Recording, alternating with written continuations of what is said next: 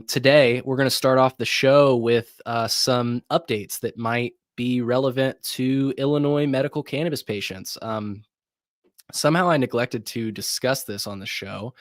I have discussed this in the past, but I haven't discussed the latest with it. So, if you'll recall in the past, I have discussed the idea that the equivalencies are changing for medical patients. You might recall this specific graphic that I shared.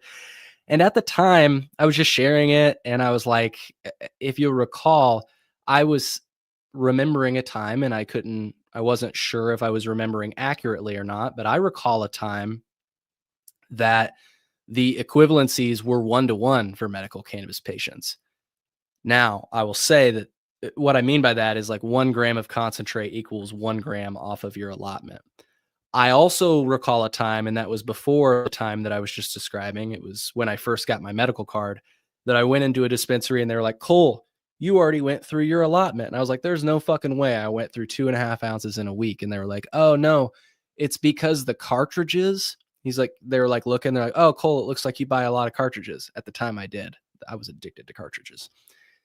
And at the time, cartridges took like 6 to 7 grams off of your allotment a pop. So like if you bought a 1 gram cartridge, you would think, oh, that would just take 1 gram off of my allotment. No, it would take like 7 grams off of your allotment. I used to know a formula for how that was calculated. And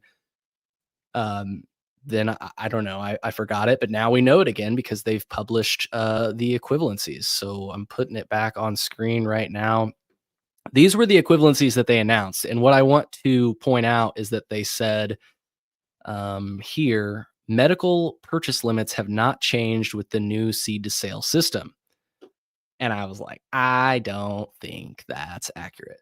But whatever. I'm not going to get into that. But what I will say is that they recently announced new equivalencies, right? So they said, hey, now 1 gram of concentrate equals 2.66 grams of flour, which is down from the 3.33 they had pointed out that they had said. Now, this is what stands out to me.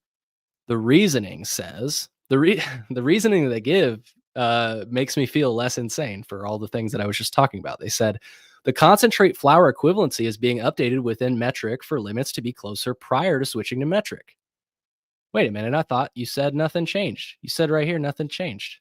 Medical patients have not changed with the new seed to sale system.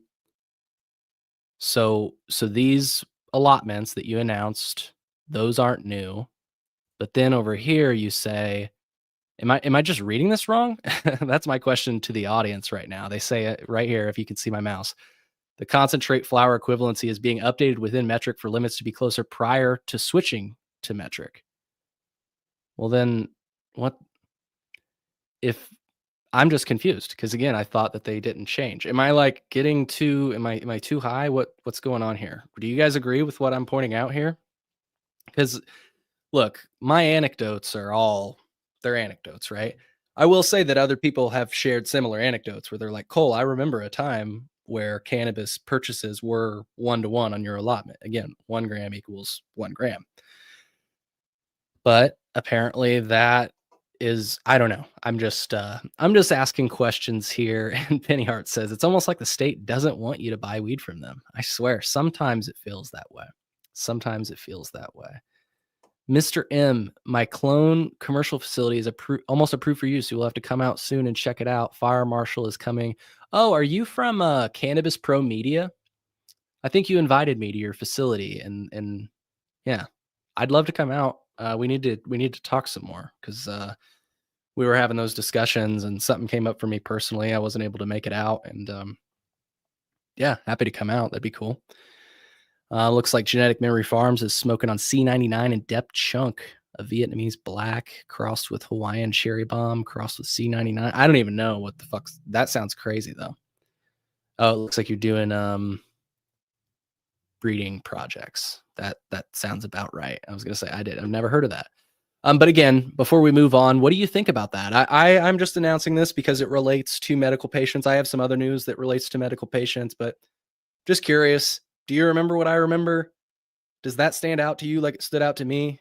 Like, again, I'm just curious what you guys think. Like, I'm getting caught up on Apparently, they've not changed with the new seed to sale system, but then here they're like, well, we're switching it back to what it used to be before the seed to sale system came around. It's like, wait a minute.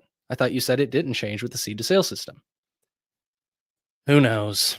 Who knows? Next up, I'm going to talk about this article that I published, which, just for background, I went to the Medical Cannabis Advisory Board, and that was on September 15th.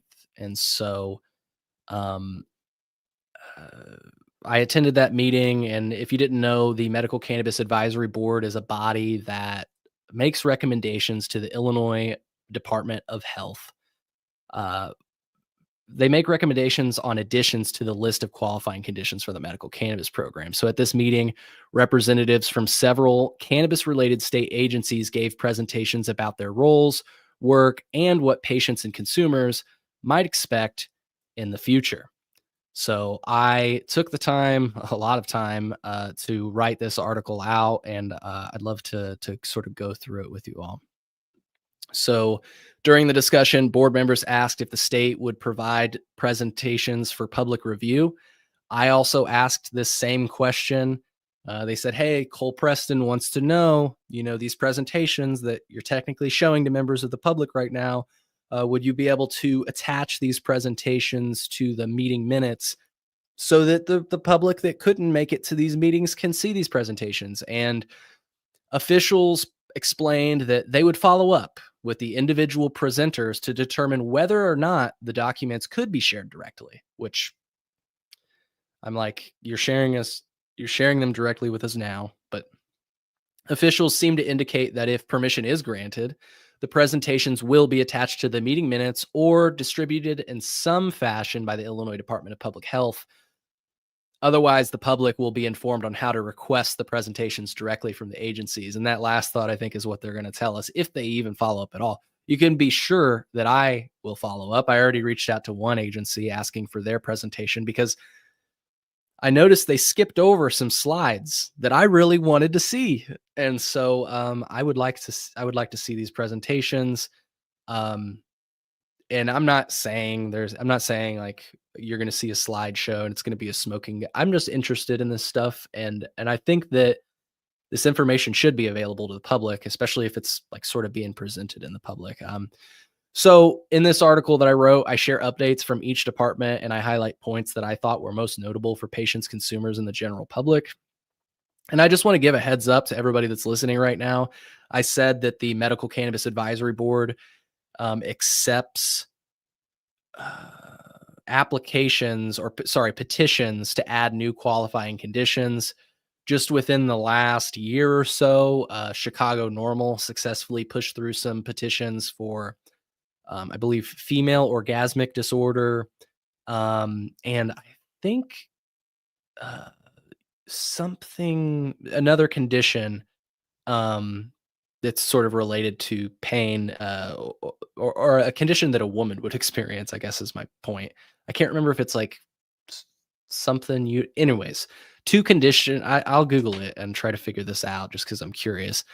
But I sort of wanted to let everybody know, public service announcement. If you'd like to submit petitions to add new qualifying conditions to the Illinois medical cannabis program, they must be submitted between January 1st and January 31st of 2026.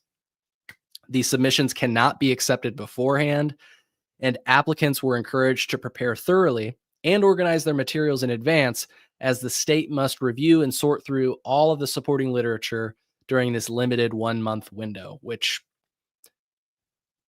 I'm guessing that's written into statute, that's how that's supposed to work, because I'm just like, why limit yourself to 1 month and also limit this? You'd think like, if anything, you would like have the submission deadline due the month before you're supposed to do all the review, but I don't know. I don't know. I just wanted to make that public service announcement. You can see the folks that in this article, if you have any questions about this, you can see I've listed email addresses. I'll make this a little bit bigger and highlight them for you.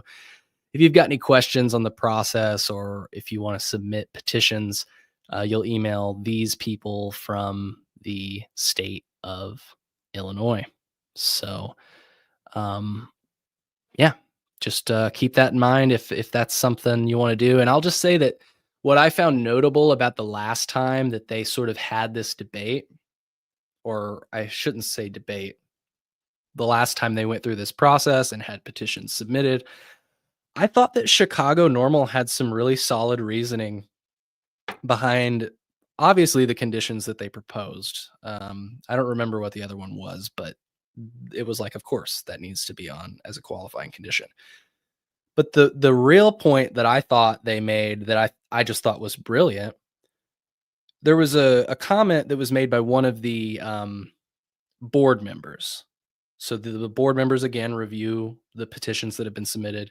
And there was a comment made, something to the effect of like, we really need to vet these conditions because it was almost like they said something to the effect of they want to be the gatekeeper for this process.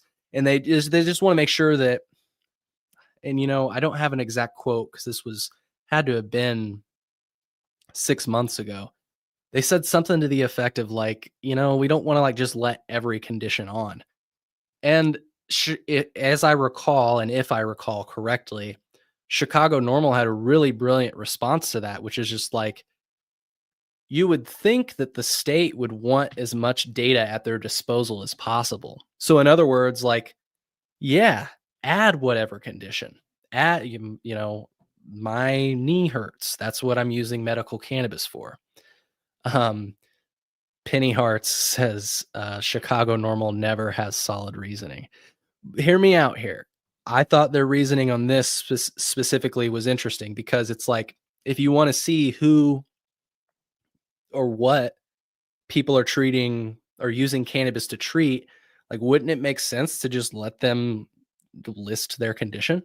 And I thought that was interesting. I was like, yeah, like why are you pigeonholing people into picking migraines or PTSD or chronic pain when like they could just be honest about what they're using cannabis to treat and then you have that data at your disposal. I'm curious what you all think about that. I thought that was like a pretty solid argument um for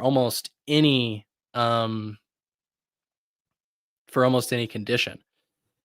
And yeah, Satisfied Mind says adults can go buy cannabis in the state legally if they want to pay for a card, let them.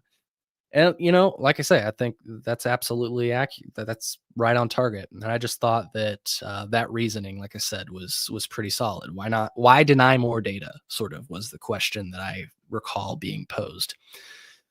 So the Illinois Department of Financial and Professional Regulation, on the shorthand, we'll call IDFPR. So Vaughn Bentley, who I have had featured on the podcast in the past, I sort of got a quick press. I was able to press him quickly at a Grown In event in the past. He explained that the IDFPR agency oversees licensing for dispensaries and their employees. They approve staff training programs and they enforce compliance to protect public health and safety.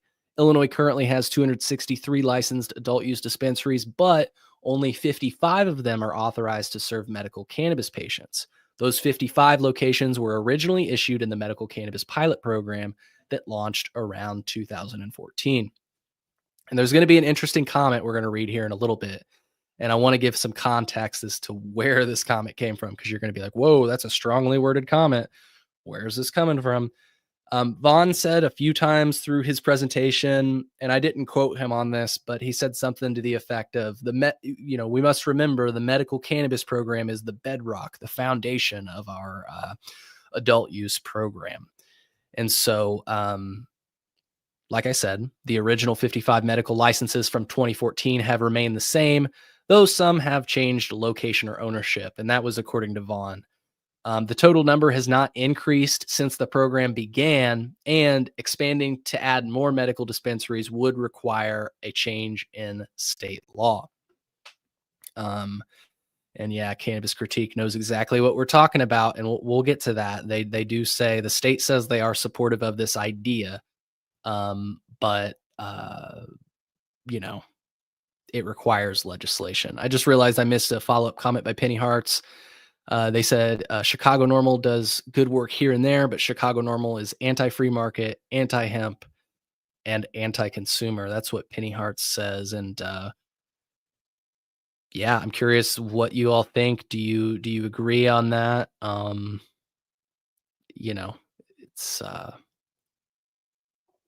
Genetic Memory Farms also says I've become very suspicious of normal. I don't know if you're talking about Chicago normal or just normal. They say they seem to have lost the plot and don't seem like they're fighting for consumers anymore, but for the industry. Why are they not fighting for home grow for all? Anyways, Bentley addressed how Illinois awards new dispensary licenses. He explained that because the licenses are capped by statute, the state uses a lottery system, which he described as the most equitable way to distribute opportunities. I'm curious what my friend Penny Hartz thinks about that one, about that comment. Bentley described the lottery as the most equitable way to distribute opportunities. And as you'll find detailed in my article, and I've got hyperlinks, the lottery process has not been without controversy. Previous lotteries drew criticism and even legal challenges, with outlets like Grown In and others reporting on confusion, delays, and concerns from applicants about fairness and transparency. I knew you'd have some thoughts on the lottery. Yeah, check out all those links that I have hyperlinked in this article, folks. I'll throw this link in the comments right now. It'll be in the episode description later if you're checking that out. Check out these stories because there's a lot of good stuff here. And I think one of them I even linked to might be my mini documentary, but I can't remember. I know I definitely covered the lottery in the mini documentary, but for consumers, here's some updates for consumers. IDFPR highlighted several changes that are already in place. Curbside pickup for medical patients, which began as a temporary measure during COVID-19, is now a permanent option at dispensaries. You might remember that I worked with several other advocates in the space to pressure Governor Pritzker's administration and others below to sort of codify this change. And it happened, which has always made me wonder, what else can we just do like that? What else can we just like, we're going to do this? Um, it'd be interesting to see how far that goes. Bentley mentioned that new adult use in medical dispensaries took effect in, quote, the last year or so, end quote, and said that they are aimed at improving transparency, safety, and the consumer experience.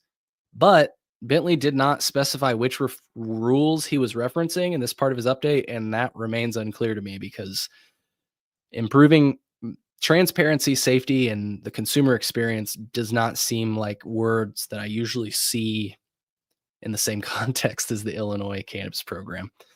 Vaughn also shared that updated training requirements for dispensary staff are rolling out this year. And additionally, the state has transitioned to METRC, a new seed to sale system. We've talked about that. I think that's probably what this hyperlink that I'm displaying leads to, my article on that.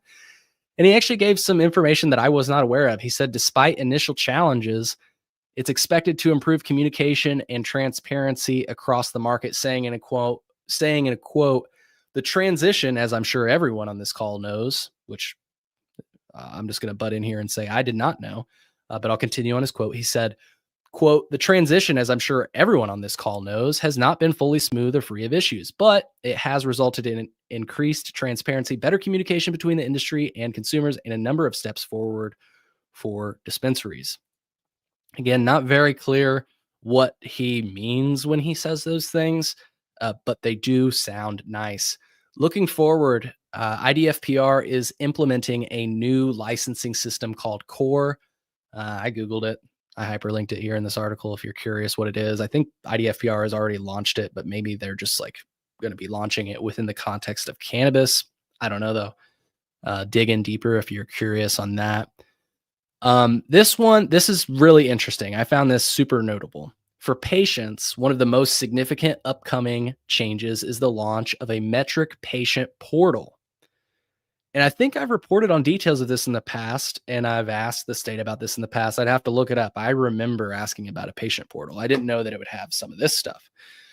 They were saying that this tool will allow medical patients to check their purchase history, their remaining allotment, and other account details without needing to call or visit a dispensary. Bentley also emphasized that IDFPR is working with lawmakers to expand access for patients by allowing them to shop at any dispensary statewide while still receiving the medical tax rate and higher allotment benefits. So again, for folks that were talking about medical at all dispensaries, the state says they're supportive of that idea. Um, yeah, Penny Hearts is talking. I missed these comments from Penny Hearts. He said, remember when they held a lottery for the MSOs? They had people in the room to watch, but when Social Equity got a lottery, it was a program, a computer program that no one had insight into. And that's why earlier Penny Hearts said it's a fake lottery. That's he's made that joke in the past, and I love it. It's I don't know. You got to wonder. Nobody saw what went down. Um, Somebody said lottery is fair. Lottery is far from pulling a bucket, but how do you get in the bucket? Yeah. This med program has been allowed for 10 years and they just got a way to check allotment. Right. Yeah. Yeah. There have been other workarounds. I guess some people will like sign up for a dispensary in Chicagoland that somehow tapped into BioTrack/METRC. And people have told me they will sign up for this dispensary in Chicagoland. They don't even live in Chicagoland, but they have some utility on their website that allows them to check their allotment. So, like you say, the state is just now delivering sort of like a state delivered solution on this. And it's kind of depressing. If I could just, yeah, it's been over 10 years. In Satisfied Mind, you got the right dispensary, but I'm not going to give them free advertising. So if you want to see that, check out that comment if you're wondering which dispensary I'm talking about. In response to public questions, Bentley noted that the agency, IDFPR, cannot mandate more CBD-rich products or set prices in inventory, though competition may naturally stabilize these issues over time. Yeah, if we had some competition in the state, I'm sure that would. I'm sure that would happen. But of course, the way that the state market is set up is to protect these operators against natural market forces. And so I'm not sure that we're going to see any changes in prices and definitely not inventory. There were a lot of questions about inventory during this Medical Cannabis Advisory Board meeting. People were saying like, hey, there's these medical strains that existed between 2014 and 2020, and ever since adult use came around, we have not been able to find these medical products. And we've got these healthcare providers were saying we have patients that benefited from these products. Is there any way that the state can mandate growers to continue to cultivate those products? And the state said no. We can't mandate what they grow. We cannot set prices. We can't help with that. With regard to the question of the CBD rich products, it is worth noting that the Illinois Department of Agriculture has allowed 2 growers in the state to grow CBD cannabis or low THC strains of cannabis, otherwise known as hemp. And that was recently covered in the Chicago Tribune. They mentioned my work on the subject because I helped to break the story with, of course, the help of you all. Several industry workers sort of tipped me off that this was happening. Honestly, when I started researching that subject, I just thought it was interesting that they were growing outdoors. I had no idea that they were technically growing hemp. And with everything that we're going to be discussing later, it's sort of hilarious. But we'll get to hemp later. I did write this quote. I don't remember writing this quote. Vaughn Bentley said, we did receive 2 additional questions on how to make inventory. Oh, that's just reading the information that I said above. I will read this quote though. He says, so we are pushing forward, as I said, with legislation and attempting to pass legislation that would allow medical patients to shop at any dispensary. But outside of those efforts, there's not much we can do. This is outside of the agency's hands. And, yeah. So, Vaughn acknowledged it can be difficult for people to tell which dispensaries are medical versus adult use only, but pointed to the state's website, which publishes updated lists of dispensary locations. There was a question about banking, and the agency said they're coordinating with the state's Division of Banking and following federal efforts on the Safe Banking Act, which of course nothing is happening with the Safe Banking Act. So they're doing what they can, which is nothing. They can't do anything. So, yeah. So the takeaways for patients there are that while the patients are still limited to the original 55 medical dispensaries for their tax break and allotment benefits, IDFPR and other agencies in the state, as I understand, are actively pursuing legislation to expand that access to all dispensaries. And in the near future, patients will gain more control over their own records through a new online portal. Here's Vaughn reading since a lot of people are interested in this part of the story. Why can medical patients not go to any cannabis dispensary and use their medical cards for the tax break? Well, that would require a statutory change. It's something we're working towards. Every year is in our proposals, and we have brought language to both the Senate and the House previously, and we are continuing to work to push that forward. So again, there was some heated comments made after this, and we're going to go through them now. So after Bentley's presentation, longtime medical cannabis advocate Jim Champion offered a very pointed comment.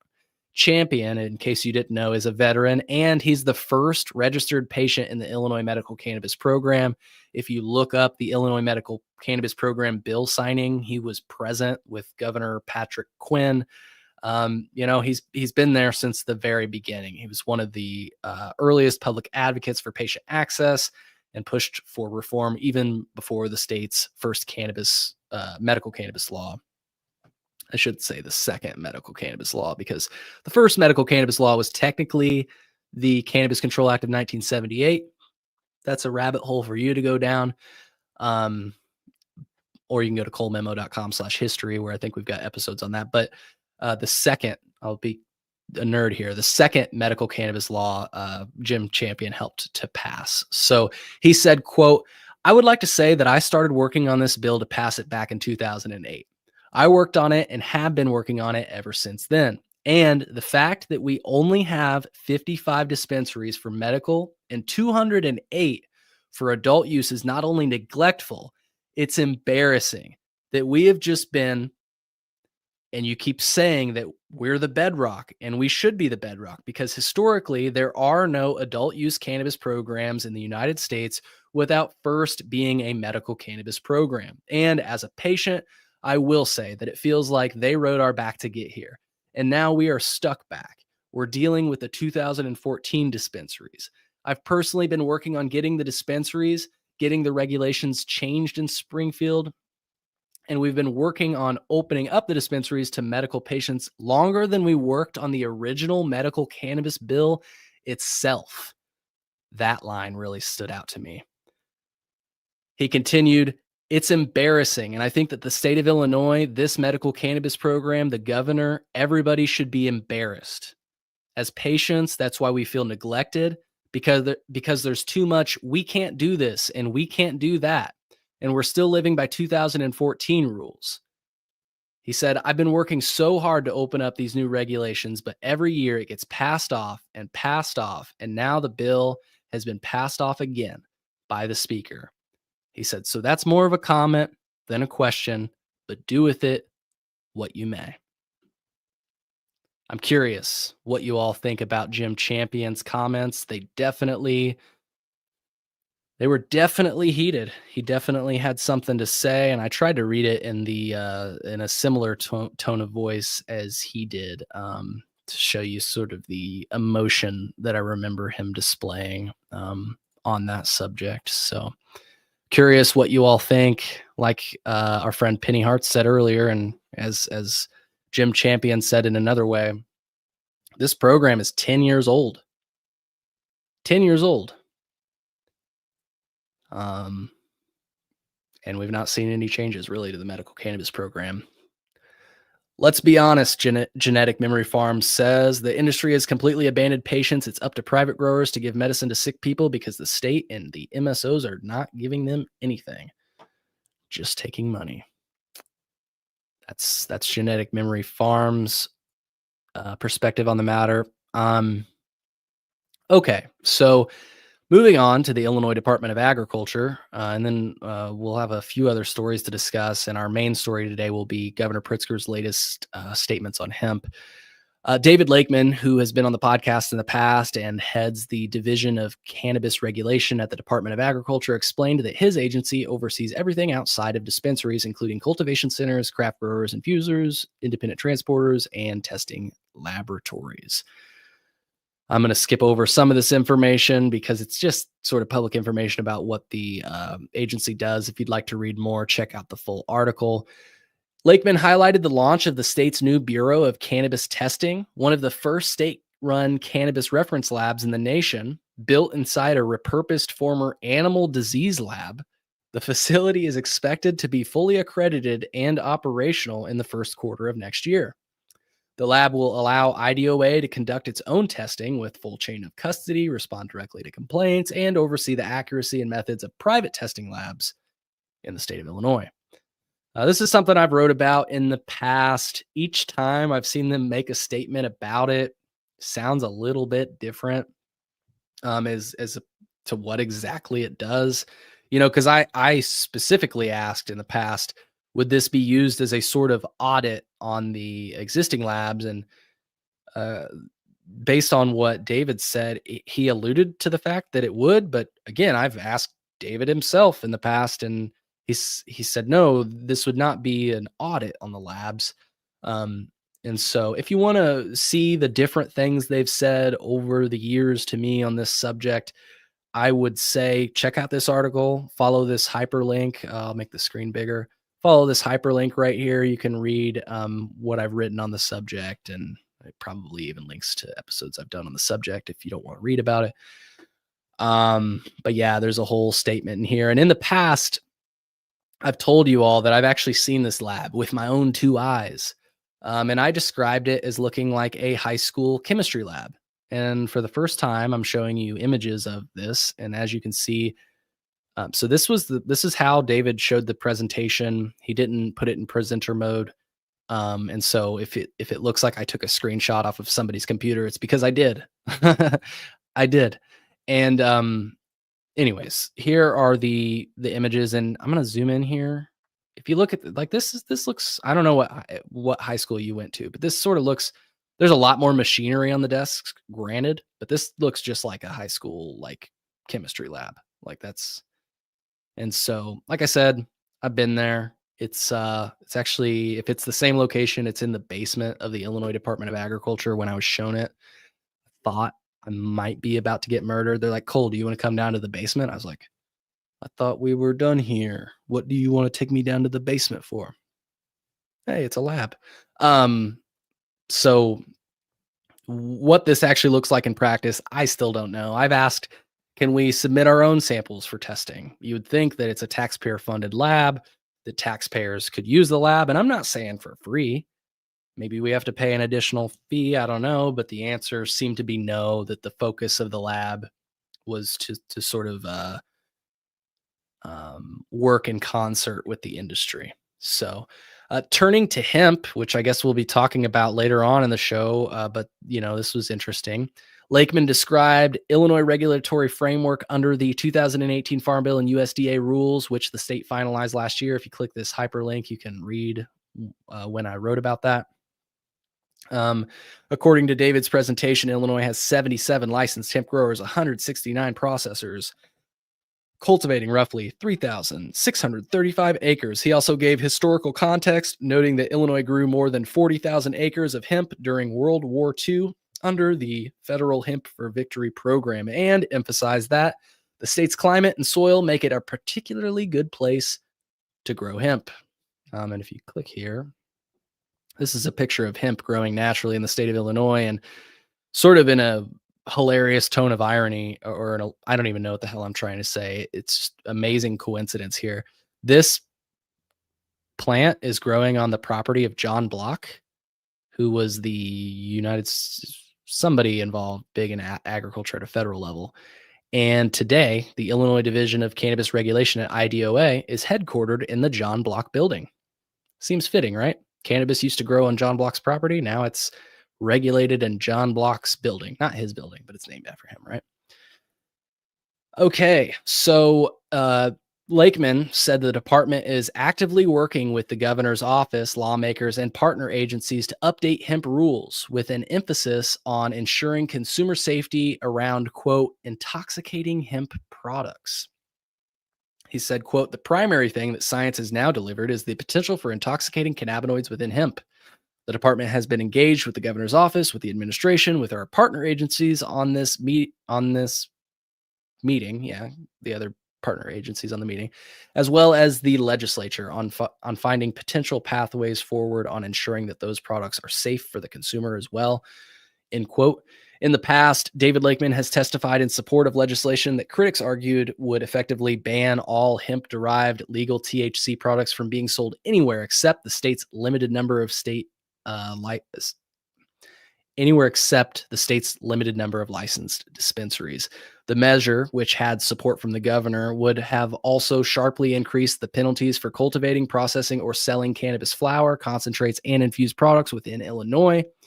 The legislation proposed $10,000 daily fines in addition to the existing criminal penalties outlined in the Cannabis Control Act of 1978 for unlicensed practice with cannabis. And I've got something one other takeaway for patients one other thing that will affect patients. But really quick, I just wanted to sort of drill down on what this could mean. If you were cultivating cannabis without a license, AKA without a medical card or just, a license issued from the state, and let's say you made a grow journal, from what I understand from the people that I've spoken to, if the state got a hold of your grow journal and you didn't have a medical card, they could hypothetically not only charge you for growing and the possession limit that you inevitably would exceed if you were growing without a medical card, they could also charge you with $10,000 daily fines in addition to the criminal penalties that you might be hit with. That's what I think is the real problem with this legislation.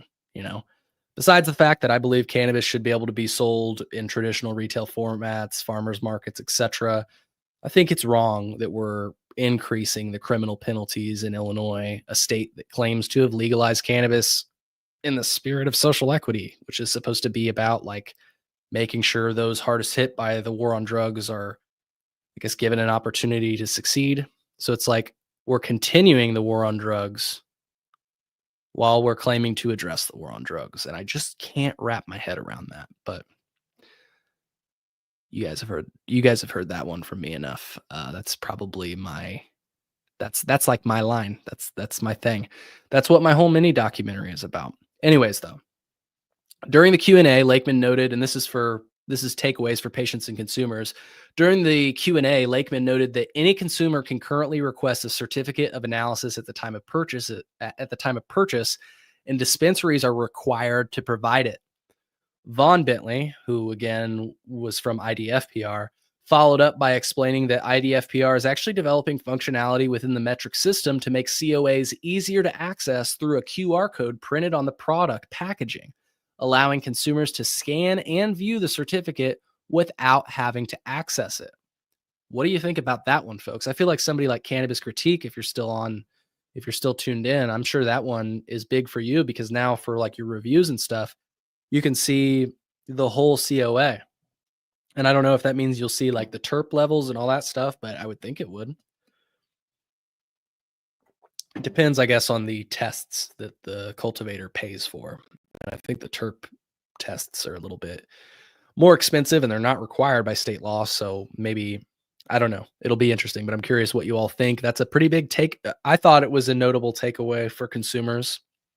I remember the Cannabis Regulation Oversight Office had made an announcement about this in the past. I actually tried to find it so that I could link to it in my in this article, but I've not been able to find it yet. But I recall that the Cannabis Regulation Oversight Office had indicated that QR codes would be on products soon.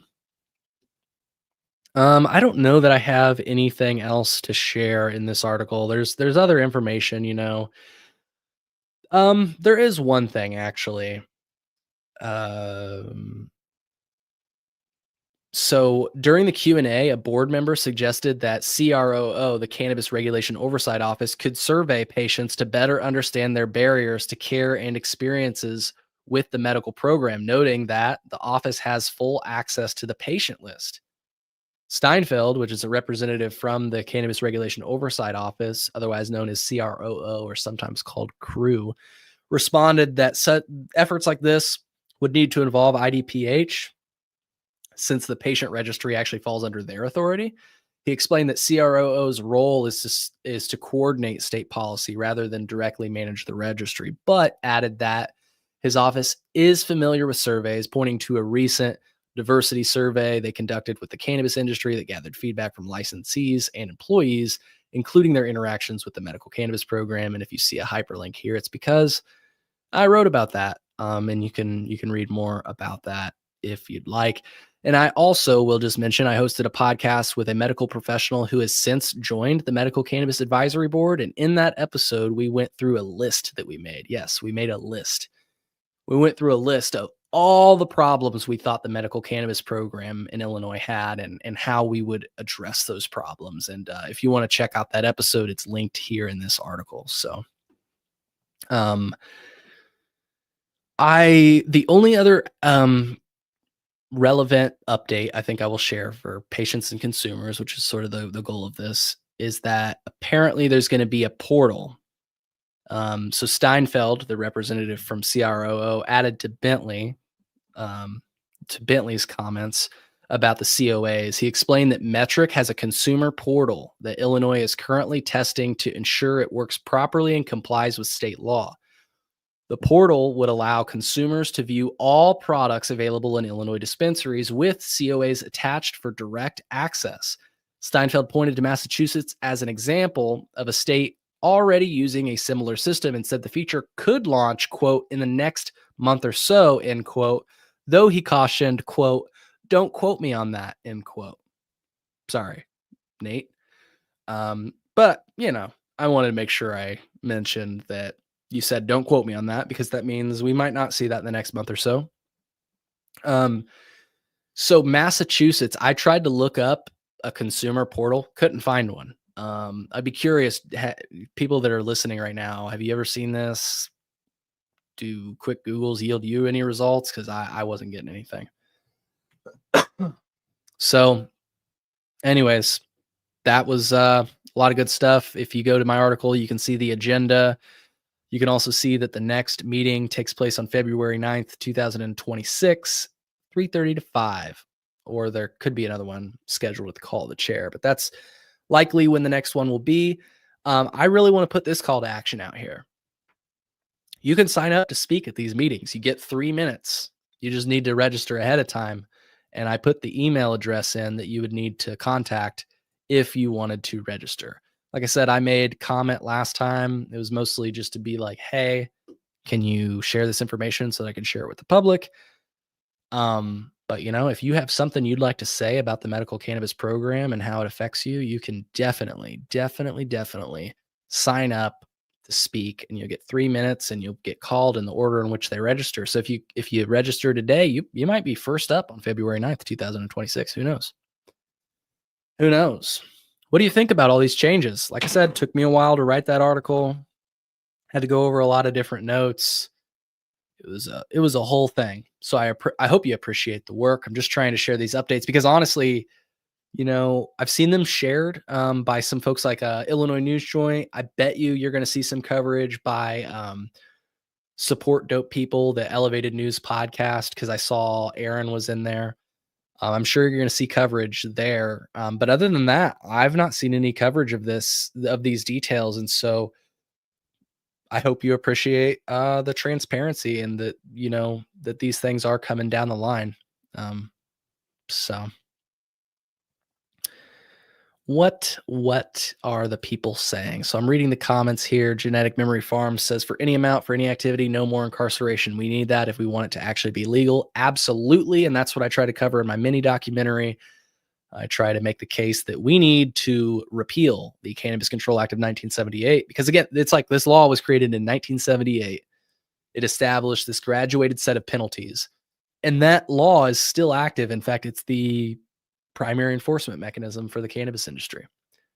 And this hemp proposal, which we'll be talking about here in a little bit, would would add to that. It would just make it worse. And so that's why I tend to be critical of it. If you were to ask my opinion on it, but I know there are several cannabis consumers that are critical of it because it's just sort of antithetical to what this whole movement is about, which is access to the cannabis plant.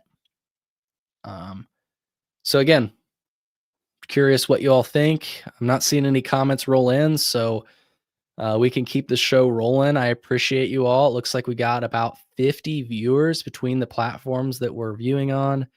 It looks like we've got some viewers on Instagram as well, which are not included in that count. So, anyways, looks like we don't have any comments. So, I think we will keep things rolling. You want to talk about hemp? Should we talk about hemp? Hold on a second. Do we have any other things to talk about? After this piece on hemp, I'm going to have people joining me from two different Illinois hemp associations in this segment. After this piece on hemp, if you're wanting, I noticed at the beginning of this show that Genetic Memory Farms asked, what did Pritzker say? One of the things that I try to do that I feel like other people don't do is showing you exactly what they say. And the only reason I say it like that is because I get frustrated sometimes. I read like an outlet will say, they said, quote, this. And it's like, give me the fucking link so that I can see them saying that. And so I will play the full clip of the statements. I will share the full context of the statements after this interview segment that we're going to have. We're going to sort of set the groundwork, and then we'll bring on a guest from two different Illinois hemp associations. So these are, associations that are in the business of selling federally legal cannabis. Here's a question before we move on to that. Genetic Memory Farm says, okay, I'm just finishing the end of the article and I'm curious if the MCA has made a statement about hemp. The only statement I'm aware of them making about hemp, and it actually came from Jim Champion, which is, it's notable. I wanted to mention it. He, I think, has expressed concerns about hemp in the past, and I recall, I could be wrong. It'll be on my website. If you guys go back to, I'll have to pull it up. But I believe, if I recall correctly, and you guys should check me on this, I want to reiterate that I believe he was a proponent of the hemp ban that was supported by Pritzker. And so they are pushing. So the question that just came in is, are they pushing to get it under the same framework? They're pushing to push it under, or it seems like in the past, one board member, it's not the whole MCAB, one board member has signed on as a proponent. I don't know the board, though, to answer your question, the board has not made a statement on hemp. I just wanted to mention that one board member I believe has signed as a proponent for the hemp ban, and has made some, statements about it in the past, but it's not been a topic of discussion. Again, the Medical Cannabis Advisory Board really focuses on just adding new qualifying conditions. There's some small talk here and there, like we experienced with this meeting that I presented on, where they gave, presentations from agencies. But the scope of the Medical Cannabis Advisory Board is only to review petitions for new qualifying conditions. So it's not really been a topic of discussion. I think I'm gonna spark up. I haven't yet. Let's keep the show rolling.